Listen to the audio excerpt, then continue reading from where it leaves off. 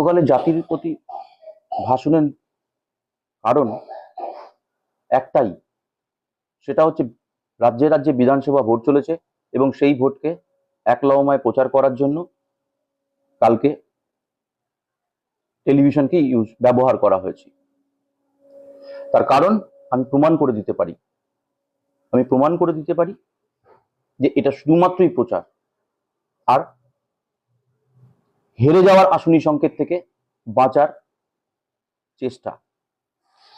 তার কারণ দুই আড়াই বছরের বেশি সময় ধরে যখন মহিলাদের উপর অত্যাচার চলেছিল, একের পর এক মহিলাদের উপর অকথ্য অত্যাচার চলেছিল মণিপুরে, তখন কাউকে এর জন্য ক্ষমা চাইতে শোনা যায়নি বা প্রতিবাদ করতে শোনা যায়নি। এই প্রতিবাদ কখনো শোনা যায়নি যখন উন্নাও হাতরাসের মতো ভয়ঙ্করতম ঘটনা ঘটে যায়।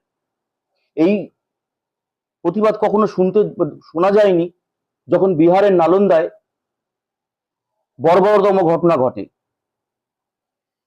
এই প্রতিবাদ কখনো শোনা যায় না যখন ভোটের আগে মহিলাদের ভাতার নাম করে ভোট নেওয়া হয়েছে, তারপরে ভাতা দেওয়া হয়নি, তখনও প্রতিবাদ করা হয়নি। এই প্রতিবাদ তখনও করা হয়নি যখন বাংলায় এসআইআর নামক যাত্রাপালার মধ্যে দিয়ে হাজার হাজার মহিলাকে বেছে বেছে ভোটাধিকার থেকে বঞ্চিত করা হয়েছে। তাই বললাম, কালকের প্রচার শুধুমাত্রই